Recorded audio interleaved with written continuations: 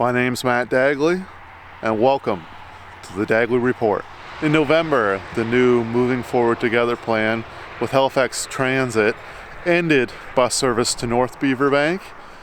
The bus now turns around behind me here at the Kinsack Community Center. Members of the Beaver Bank community will be speaking at the Transportation Committee meeting today at City Hall. I am the administrator for the Facebook group Beaver Bank Community Watch for 6 years. Okay. And so I had full faith in the people that have been fighting this fight since 2015. I think there's a great deal of disappointment from the councillor, from the community and people.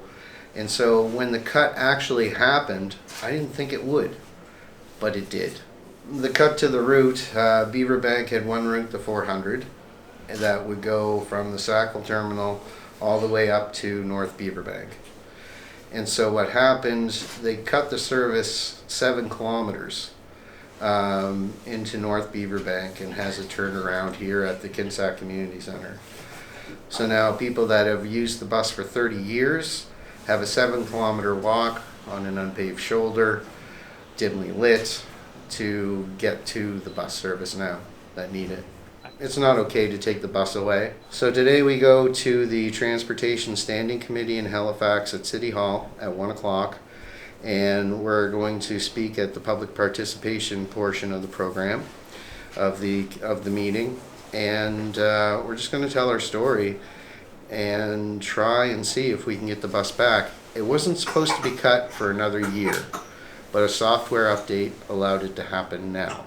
So just an update while Lyle was doing his interview with Global. The bus arrived at the community center and left 4 minutes early, so we missed the bus. I received a message from Lyle, and he should be arriving on the 84 here at Scotia Square. He was able to catch the bus at the Sackville Terminal. I, on the other hand, drove down and parked at one of the parkades on the waterfront here in Halifax.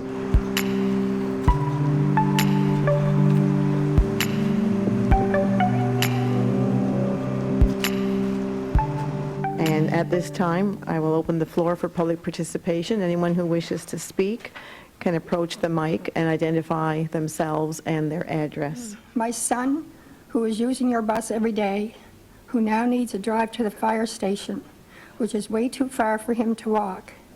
I have to borrow my neighbor's car to get him there, and that is not always possible. And having the bus service was one of the top reasons for moving here.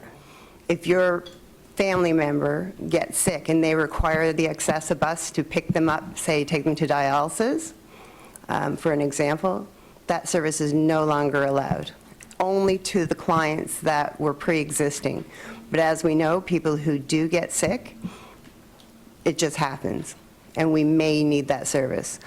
Right now, anybody new who gets sick from that 7 kilometers is no longer accessible to access a bus, which is a crime. The Moving Together Forward plan, you know, it's moving together without us. I was like an ideal bus person. I purchased a bus ticket, a bus pass every month. I was always at the bus stop on time. I like taking the bus, but you guys didn't want me. So I was forced to get a car, and I'm no longer a transit rider. The problem in Beaver Bank, from my perspective, is that we have North Beaver Bank, we have the senior citizens place, where the, you know, they literally get them to come out to get the groceries or something, they don't have anything. And they don't need that much, but they need a service that treats them. And then most people in the country, at least when I grew up, is that you made yourself fit the hours that are set. The main hours is from, I would say, from 6 in the morning and 7 in the morning to take them into Halifax, and that could be connected. And then the same with home and something for the weekend. So there's a need there. We don't want our kids hitchhiking. A couple of the things that I've heard in some of my committees that I'm out there in the awareness committee is about the use of daycare students, young people, children, and their staff that go on a regular basis to, and are able to go to the Ivy Meadows to meet, socialize with the seniors at the Ivy Meadows. That's not going to happen anymore. The bus doesn't go out there far enough, and the daycare centers don't have transportation to take a large number of children out to see and socialize, not just at Christmas time, but in all times of the year. They'll go out on a general basis and just to socialize. I would like you would, if possible, consider different dynamics maybe for a bus system that may be able to be involved in the community in the future, if not sooner. I realize what Metro Transit is trying to do. They're trying to make a transfer-based system. They're trying to make a bunch of short routes that you can hop on and hop off at any moment in time, and this works really well in bigger cities. The issue with Halifax, though, the buses aren't frequent enough to make that work. If a bus is just 3 minutes late, you're waiting an extra hour to wait for the next bus. The community loves the bus. Does everyone take it? No. Why is that? It could be a possibility of numerous reasons. Doesn't connect with buses at Sackville Terminal, so it's inconvenient. It didn't run all the time on Saturday. It'd be a 12 o'clock bus. Students, teenagers going to work, it wasn't the best bus for them. But the people that did take it, took it and they loved it.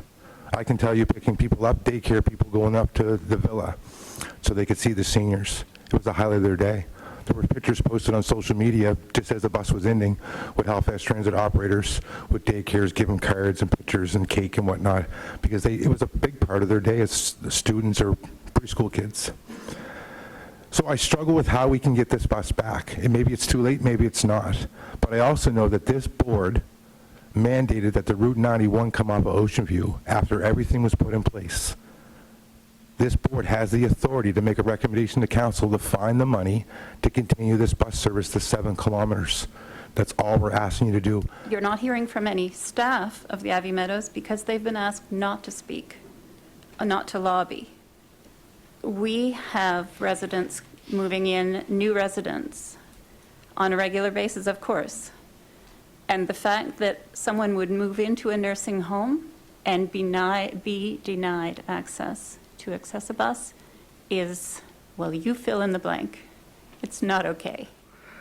I thank each and every one of you on the Transit Standing Committee for your efforts and the difficulties and the challenges that are going forward with this Moving Forward Together plan, but we're moving forward apart. This won't be the first Transit Committee meeting I will be at representing Beaver Bank. This won't be the last. There's many more issues in Beaver Bank that need to be addressed in transportation, in infrastructure, in planning with the development moratorium. 7 kilometers, dimly lit, at night, walking down an unplowed shoulder to cross a bridge that has a sidewalk, but no sidewalks adjoined to it that are not cleared, walking on the road. Someone's going to get killed.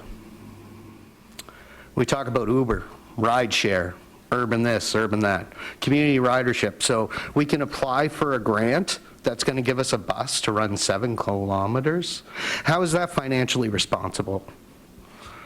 $66 per trip, per customer in the charts and the data, when our trip to Seaforth, Councillor Hensby's district, out to the back road is $88.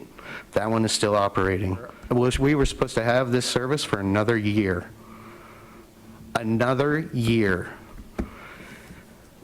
And the reasoning we have is a software update allowed it to be fast-tracked.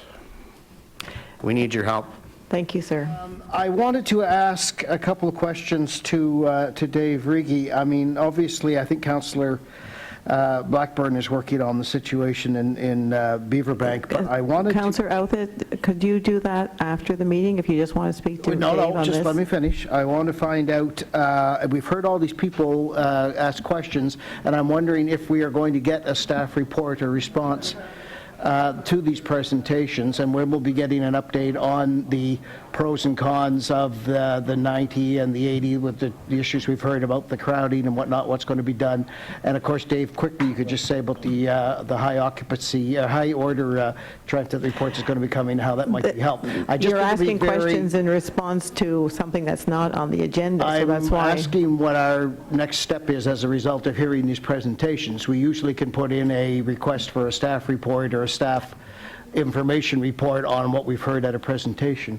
So I think we will all be updated on that after the meeting. I think I want to proceed now with the rest of the agenda. Okay, well, trying to get you answers, folks, but Thank apparently you. I'm not allowed. No, they will get answers, and it will go through the counselor that represents them. Thank you. Members of the Beaver Bank community spoke here at City Hall during the Transportation Committee meeting, and we'll see what steps the committee takes next. I'm Matt Dagley for the Dagley Report. Follow me online, dagleymedia.com, for more video content.